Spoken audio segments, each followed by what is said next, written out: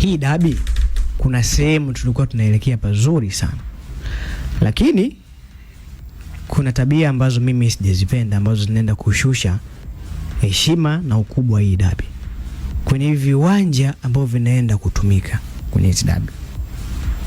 Kwa mfano uwanja ambao umetajwa leo, pasina kukoshea heshima, ni uwanja ambao bila kupepesa macho haustahili kuchezewa dabi yote kubwa Afrika. Kwa mtizamo wako?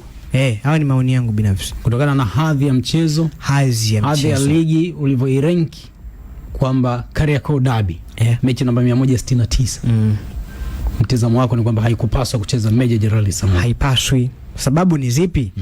Kwanza ni uwanja ambao tukitaka tuupange kwenye category zile za CAF, ule uwanja utakuwa category ya mwisho ambao inawezekana ukatumika kwenye mechi za under 20 na 17 za qualify za AFCON au nini. Kuna uwezekano pia kwenye ile michezo ya preliminary usitumike ule uwanja. Lakini dabi ya Kariakoo ni mchezo kwenye daraja la 4, wajua kabisa ambao inabidi ucheze kwenye uwanja ambao unafuzu kutumika kwenye mashindano makubwa ikiwemo AFCON, maybe hata qualifier za World Cup. Lakini Samuyo pale uwezo kutumia kwa kucheza New Amani Complex ilikuwa ni fair. New Amani Complex kwa vigezo vya CAF ilikuwa ni fair. Kwa kweli ilitumika pia hata chana. Of course ilikuwa ni fair. Shida ya New Amani Complex ilikuwa ni idadi ya watu tu.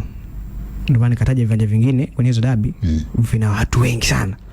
Hapo. Sasa uwanja ambao naona mimi unatosha kabisa ni uwanja Benjamin Mkapa, Tanzania, ambao dabi ya Kariakoo ikipigwa pale. Yes, naamini hapa ni sehemu sahihi. Kuanzia capacity ya watu, lakini uwezo wenyewe wa uwanja kwa maana ya muonekano na vitu vingine ni pale. Nini kupeleka New Amani Complex si mbaya kwa sababu shaweza paka finali, lakini kwenye capacity ya watu pia iko sawa. Meja Jenerali Samuyo ndo kabisa mimi sioni kabisa kama unafaa kuchezewa pale.